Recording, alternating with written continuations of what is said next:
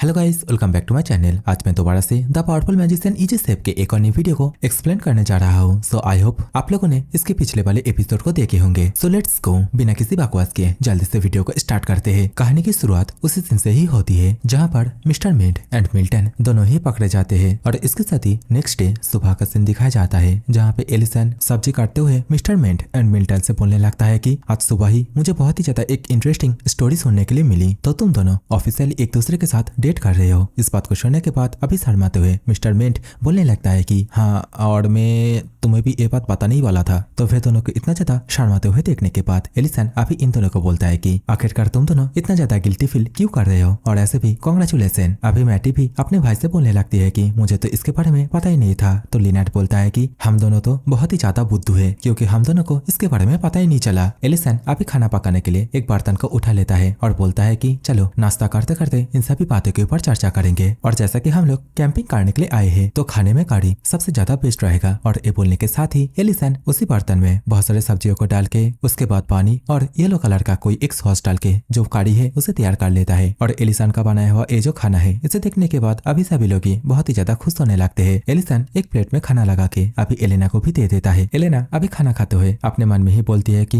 मुझे इस तरह की फीलिंग बहुत ही ज्यादा अच्छी लगती है। एलिसन भी अभी एक प्लेट में अपने लिए खाना ले लेता है और इसके साथ ही पूछने लगता है कि तो बताओ तुम दोनों में से सबसे पहले कॉन्फेस कौन किया था। तो आगे से शर्माते हुए मिल्टन बोलने लगती है कि मैंने किया था। मिस्टर मिंट अभी बोलने लगता है कि जब मिल्टन ने मुझे उसकी फीलिंग के बारे में बताई थी तब मैंने उसे स्लाइटली लिया था, मतलब नजरअंदाज कर दिया था, लेकिन धीरे धीरे मुझे भी कुछ एहसास हुआ। मुझे लगा चलो इस बेचारी का घर बसा देते हैं। मिस्टर मिंट की मुंह से इन सभी बातों को सुनने के बाद अभी एलेना भी शर्माने लगती है। और आप लोग कमेंट करके बोलना एक घर बसाने वाली बात कौन सी बड़े क्रिएटर की है। अभी तो रूडिन भी इस बात को सुनने के बाद बहुत ही ज्यादा एक्साइटेड हो जाता है, लेकिन एलिसन अभी सोचते हुए बोलने लगता है कि अगर ये बात सच है तो मुझे लगता है तुम दोनों की जो शादी है वो ग्रेक सिटी के अंदर ही होगी ना। तो आगे से मिस्टर मिंट बोलता है कि शादी, अभी तो हम दोनों उसके बारे में सोचा ही नहीं। इस बात को सुनने के बाद रेड ड्रैगन सेरेना अपना चोमू जैसा शकल बनाते हुए बोलने लगती है कि मैरिज के बारे में अभी छोड़ो, लेकिन कल रात तुम दोनों किस करने वाले थे जो कि नहीं किए हो तो उसे अभी कंप्लीट करो। साइड से लिनेट एंड मैटी भी अभी इस बात के ऊपर नारा लगाने लगता है। मिल्टन एंड मिस्टर मिंट को किस करने के लिए बोलने लगते हैं। मिस्टर मिंट भी अभी शर्माते हुए बोलने लगता है क्या अभी।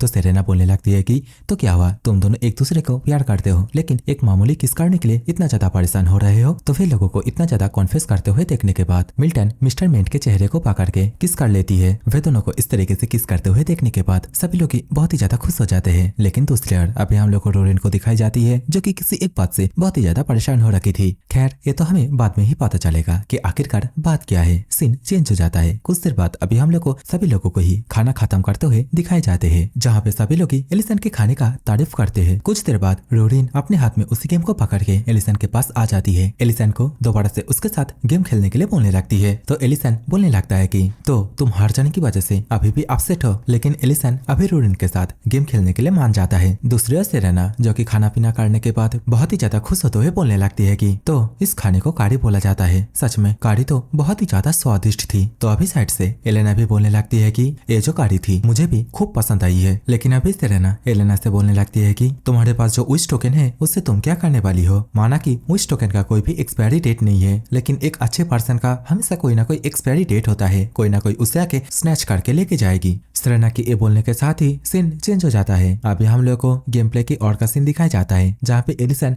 एंड रूडिन अभी भी वही बिजनेस वाला गेम खेल रहे होते हैं। गेम खेलते खेलते अभी एलिसन रूडिन से पूछने लगता है कि मिस्टर मिंट एंड मिल्टन की बातों को सुनने के बाद, मतलब उन दोनों की जो रिलेशनशिप है उससे जानने के बाद बहुत ही ज्यादा सरप्राइज तो होंगे ही ना। तो इस बात के रिप्लाई में रूडिन बताती है कि मैं थोड़ा सा भी सरप्राइज नहीं हूँ क्योंकि वे दोनों तो पहले से ही एक दूसरे को पसंद करते हुए आए हैं। और रूडिन की कही हुई बातों को सुनने के बाद अभी एलिसन थोड़ा बहुत सरप्राइज हो जाता है, लेकिन इसी समय रूडिन एलिसन से बोलती है कि मैं भी तुम्हें पसंद करती हूँ। और इस बात को सुनने के बाद एलिसन के मुंह से कॉफी भी बाहर की ओर गिर जाता है। एलिसन अभी शर्माते हुए और बहुत ही ज्यादा परेशान होते हुए पूछने लगता है कि आखिरकार तुम क्या बोल रही हो रूडिन। तो इसके रिप्लाई में अभी रूडिन बोलने लगती है कि आज मैं जब इन सभी को देखा तब मुझे एहसास हुआ कि मेरी जो फीलिंग है वो सबसे ज्यादा अलग है। और रूडिन के मुंह से इन सभी बातों को सुनने के बाद अभी एलिसन रूडिन से बोलने लगता है कि तुम और मैं एकदम एक फैमिली की तरह है। एलिसन के मुंह से इस बात को सुनने के बाद रोरिन चिल्लाते हुए बोलती है कि नहीं, ये एकदम डिफरेंट है। और ये बोलने के साथ ही अभी रोरिन थोड़ा सा भावुक होते हुए दोबारा से एलिसन से बोलने लगती है कि मेरी जो फीलिंग है तुम्हारे प्रति वो कोई ऑर्डिनरी फीलिंग नहीं है, बल्कि उससे थोड़ा स्पेशल है। इन सभी बातों को सुनने के बाद अभी एलिसन भी कुछ नहीं बोल पाता है, लेकिन एलिसन अभी दोबारा से अपना चलते हुए बोलने लगता है कि बाप रे, मैं तो बहुत ही ज्यादा लाकी हूँ, मुझे 2 डॉट मिली है, तो क्या मैं जेल से बाहर निकल जाऊँ। अभी इन सभी बातों को सुनने के बाद रोरिन अपने पास से एक कार्ड को बाहर की ओर निकाल लेती है और इसके साथ ही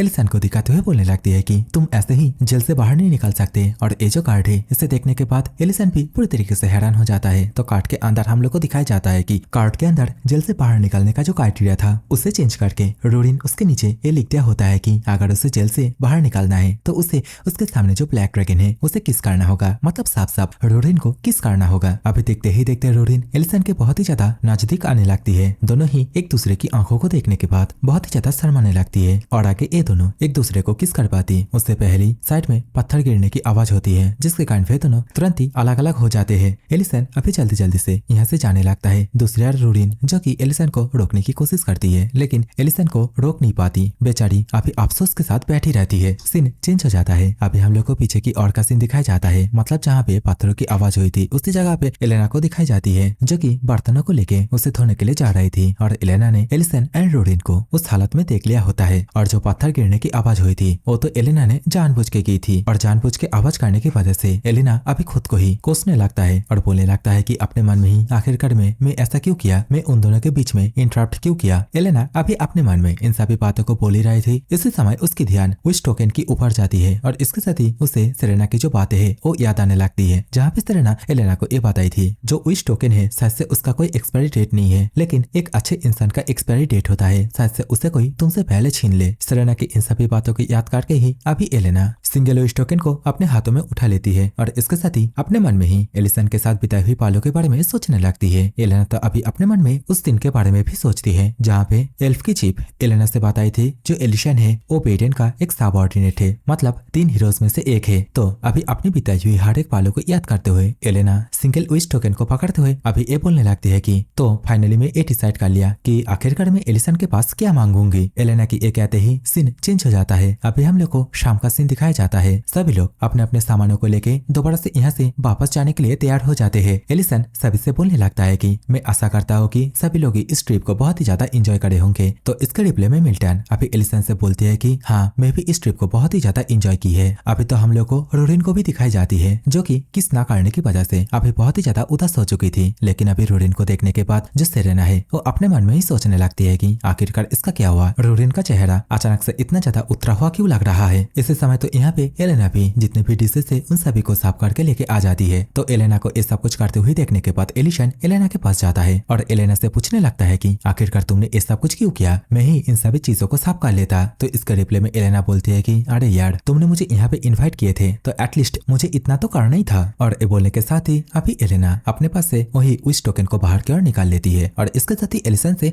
बोलने लगती है कि एलिसन मैं मेरी जो विश है उसे अभी मांगना चाहती हो। इस बात को सुनने के बाद एलिसन भी बोलता है कि हाँ हाँ क्यों नहीं, तो फाइनली तुम डिसाइड कर चुकी हो, तो बताओ आखिरकार मैं तुम्हारे लिए क्या करूँ। एलिसन का ये पूछते ही एलेना अभी टोकन को पकड़ के एलिसन को खुद का जो विश है वो बता देती है, जो कि अभी हम लोग को नहीं बताया जाता। और इसके साथ ही सीन दोबारा से चेंज हो जाता है। अभी हम लोग को एलेना के क्लिनिक का सीन दिखाया जाता है, जहाँ पे एलेना अभी बहुत ही ज्यादा खुश होते हुए अंग्रेया लेने लगता है। एलेना अभी सेरेना से भी पूछने लगती है, सेरेना तुमने भी एंजॉय किए हो ना। तो सेरेना रिप्लाई देती है कि हाँ, enjoy come to me. Elena अभी बाहर की ओर जाते हुए सेरेना से बोलती है कि तुम अभी थोड़ा रेस्ट करो, मैं कल के लिए थोड़ा तैयार कर लेती हूँ। लेकिन इसी समय सेरेना एलेना को रुकने के लिए बोलती है और इसके साथ ही उससे ये पूछने लगती है कि आखिरकार तुमने विश टोकन में एलिसन से वो क्यों मांगा था। और सेरेना की ये पूछने के साथ ही अभी हम लोग को थोड़ा फ्लैशबैक के सीन को दिखाया जाता है, जहाँ पे एलेना एलिसन से ये मांगी होती है कि एलिसन को ग्रेग सिटी में ही रेस्टोरेंट को चलाना होगा, मतलब एलिसन अचानक से इस जगह को छोड़ के कहीं पे ना चले जाए। एलेना की ये जो विश है इसे सुनने के बाद एलिसन भी बहुत ही ज्यादा सरप्राइज हो जाता है। एलेना से दोबारा से पूछने पूछने लगता है कि क्या तुम श्योर हो कि तुम्हारी इच्छा यही है, क्योंकि वैसे भी मैं क्रिक सिटी के अंदर ही अपना जो रेस्टोरेंट है उसे चलाने के बारे में ही सोच रहा हूँ। मतलब मैं अपने रेस्टोरेंट को और कहीं पे नहीं लेके जाऊंगा। तो एलेना भी बोलती है कि हाँ मेरी यही ख्वाहिश है, और इन सभी बातों को साइड से रेड ड्रैगन सेरेना भी सुन रही होती है। सीन दोबारा से प्रेजेंट में आता है, जहाँ पर रेड ड्रैगन सेरेना अभी एलेना से पूछने लगती है कि आखिरकार तुमने वैसी विश क्यों मांगी? तुम तो उस विश के बदले तुम दोनों कहीं पे अकेले घूमने जाने का विश भी तो मांग सकते थे। तुम्हें क्या लगती है कि ऐसी अपॉर्चुनिटी बार बार आती है? सेरेना की मुंह से इस बात को सुनने के बाद एलेना बहुत ही ज्यादा उदास होते हुए अभी सेरेना से बोलने लगती है कि मैंने वो सब कुछ देखी, और यहाँ पे एलेना क्या देखने की बात कर रही है वो तो आप लोग स्क्रीन के फुटेज को देख के अंदाजा लगा ही सकते हो। सच में इन सभी बातों को बोलते हुए एलेना अभी बहुत ही ज्यादा भावुक होने लगती है। अभी एलेना रोते हुए दोबारा से सेरेना से बोलने लगती है कि मैं इस बात से सेटिस्फाई हूँ कि मैं ओकेजनली एलिसन को रेस्टोरेंट में तो देख ही पाऊंगा। एलेना की मुंह से इन सभी बातों को सुनने के बाद अभी सेरेना अपने हाथ को आगे की ओर करके एलेना को अपने बाहों में ले लेता है। एलेना को संभलाते हुए उसे बोलने लगती है, सच में तुम एक बुद्धू हो।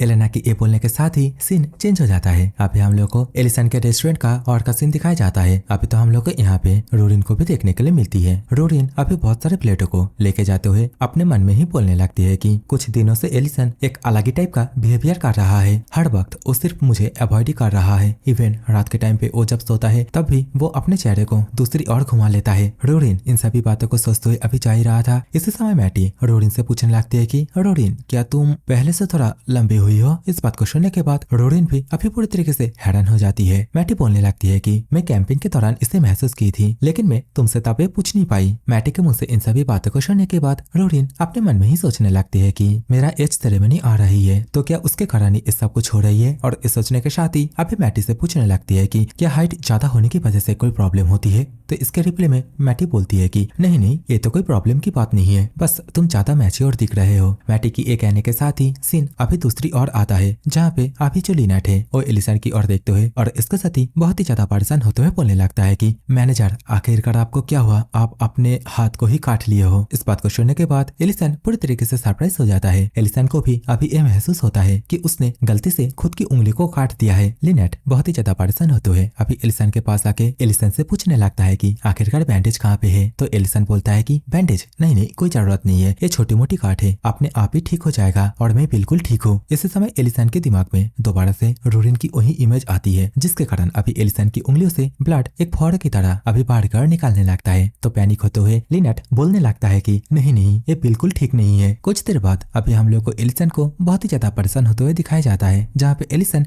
अपने मन में ही बोलता है कि तो ये सभी चीजें होने के बाद जो नतीजा निकाल के आता है वो है कि मैं भी रोरिन को लाइक करता हूँ। एलिसन का इस सोचने के साथ ही सीन चेंज हो जाता है। अभी हम लोग को ब्लैक ड्रैगन का जो होली प्लेस है उसी के और का ही सीन दिखाया जाता है, और इसी जगह पे अभी हम लोग को रोरिन का जो ग्रैंडफादर है मतलब जो एल्डर मेडिडाना है उसे भी दिखाया जाता है। एल्डर मेडिडाना अभी एल्डर डिहाग्मा से पूछने लगता है कि रोरिन का जो एज सेरेमनी आने वाली है क्या उसका प्रिपरेशन अच्छी तरीके से चल रही है? तो ब्लैक ड्रैगन डिहाग्मा आगे से बताता है कि हाँ बिना किसी दिक्कत के सब कुछ हो रहा है। डिहाग्मा अभी ये भी बताता है कि इस सेरेमनी के दौरान हम लोगों ने उस ट्रेडिशनल को भी तैयार करके रखा है। डिहाग्मा के मुंह से ट्रेडिशनल की बात सुनने के बाद अभी मेडिडाना उसके बारे में पूछने लगता है। तो डिहाग्मा बताता है कि ये वही सेरेमनी है, मतलब जब इस सेरेमनी होगी तब रोरिन के लिए एक मेट को भी ढूंढा जाएगा। लेकिन अभी इस बात को सुनने के बाद मेडिडाना पूरी तरीके से हैरान हो जाता है। डिहाग्मा अभी एक स्क्रोल को पोर्टल से बाहर की ओर निकालते हुए बोलने लगता है कि इसके अंदर बहुत सारे कैंडिडेट का नाम है, चाहो तो तुम इसे एक बार देख सकते हो।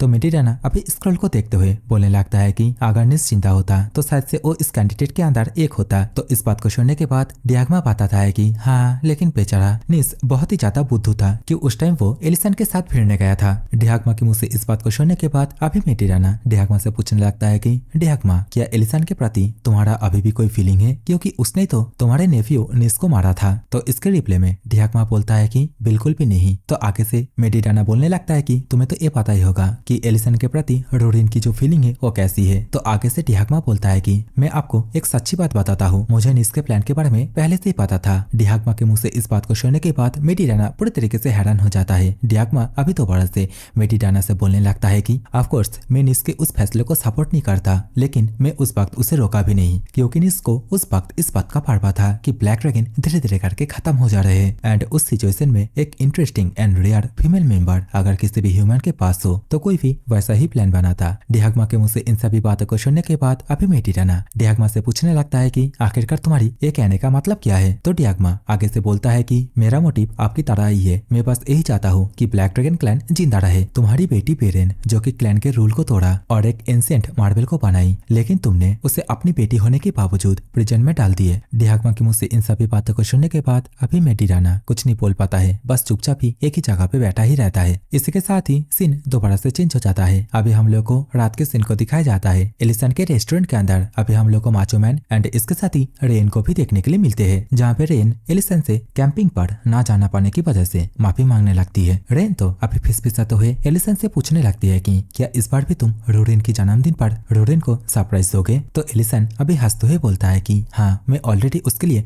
कुछ प्रिपेयर करके रखा हूँ। तो रेन भी अभी एलिसन से पूछने लगती है कि तुमने रोरिन के लिए क्या प्रिपेयर करके रखे हो? एलिसन बताता है कि एक घर। सीन दोबारा से चेंज हो जाता है। अभी हम लोग को अंडरग्राउंड के सीन को दिखाया जाता है, जहाँ पे बोने लोगों का कैप्टन अभी सभी से बोलने लगता है कि तुम सभी ने ही इस काम को करने के लिए बहुत ही ज्यादा हार्ड वर्क किए हो। तो इस समय वो बिस्ट भी आ जाता है और लुल्ली लुल्ली करके कुछ बोलने लगता है। तो कैप्टन अभी बिस्ट को भी सहलाते हुए बोलने लगता है कि हाँ, तुमने भी बहुत ही ज्यादा मेहनत का काम किए हो। और हाँ, ये जो बोने लोगों का कैप्टन है इसका नाम गोल्ड टीचर है, जो कि मैं भूल गया था, लेकिन अभी अभी याद आ गया। तो back to the story. Gold teacher अभी सभी से बोलने लगता है कि ग्रेट पिंक के लिए मतलब रोरिन के लिए ये जो घर है इसके अंदर ये जो स्टैचू टाइप है ये मेरा अभी तक का बनाया हुआ सबसे बड़ा एक मास्टरपीस है, और चीज क्या है वो तो हम लोग को बाद में ही पता चलेगा। सीन चेंज हो जाता है। अभी हम लोग को एक कोर्ट के अंदर का सीन दिखाया जाता है, जहाँ पे जितने भी पर्सन है वे सभी चिल्लाते हुए बस एक ही बात बोल रहा होता है कि तुम्हारी माँ एक क्रिमिनल है। और इन सभी बातों को सुनने के बाद अभी 25 से रोरिन बहुत ही ज्यादा परेशान होने लगती है, पूरी तरीके से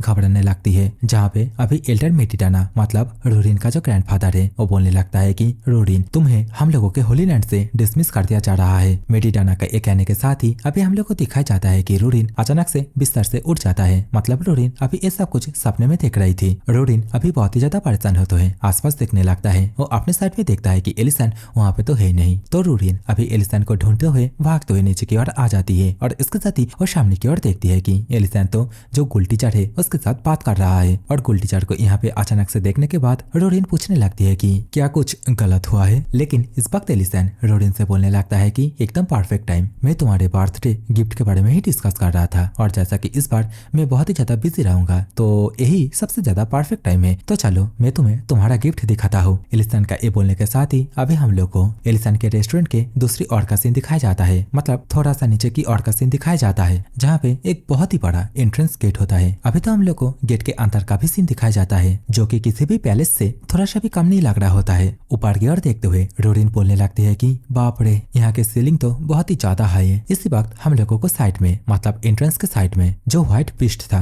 उसके रहने के लिए भी एक कमरे को दिखाया जाता है। देखते ही देखते रोरिन एंड एलिसन अभी wine cellar, dining hall, bedroom और इसके साथ ही ट्रेजरों को रखने के लिए एक वॉल्ट को भी देखते हैं। इन सभी चीजों को दिखाने के बाद अभी गोल्ड टीचर एक दरवाजे को ओपन करते हुए बोलने लगता है कि एंड आखिरी में मिडिल में जो सबसे ज्यादा एक इम्पोर्टेंट चीज है वो है कि एक लार्ज बात। और गोल्ड टीचर ने जो मास्टरपीस के बारे में बात कर रहा था वो यही होता है। अभी ये जो बात है इसे देखने के बाद रोरिन भी बहुत ही ज्यादा खुश हो जाती है, बोलने लगती है कि यहाँ पे तो एक गर्म पानी का फौरा हुआ करता था, तो तुमने उसे ही इससे कन्वर्ट कर दिया। तो आगे से गोल्ड टीचर बोलता है कि हाँ, जैसा कि रोरिन को यह चीज बहुत ही ज्यादा पसंद थी तो इसी कारण ही मैंने ऐसा किया। रोरिन को अभी इतना ज्यादा खुश होते हुए देखने के बाद एलिसन भी खुश होने लगता है और अपने मन में ही बोलता है कि तो फाइनली ये जो जगह है ये रोरिन को पसंद आ गई है। अभी तो एलिसन अपने मन में ये भी सोचता है कि लेकिन वो जो फीलिंग है मतलब उसे मैं अवॉइड नहीं कर सकता। रोरिन का बर्थडे भी बहुत ही ज्यादा नजदीक आ रहा है, तो चलो रोरिन के जन्मदिन पर मैं इसे ठीक कर दूंगा। एलिसन अपने मन में इन सभी बातों को सोच ही रहा था, लेकिन हम लोग को दिखाया जाता है कि रोरिन जो कि अपने कपड़े को उतारने लगती है और इसके साथ ही एलिसन से बोलने लगती है कि एलिसन जो कोको है उसे जल्दी से लेके आओ, पिछले बार की तरह हम लोग नहाते नहाते उसे एंजॉय करेंगे। रोरिन को अभी ये करते हुए देखने के बाद गोल्ड टीचर शर्म के मारे अपने चेहरे को छिपा लेता है। दूसरी ओर एलिसन रोरिन से बोलने लगता है कि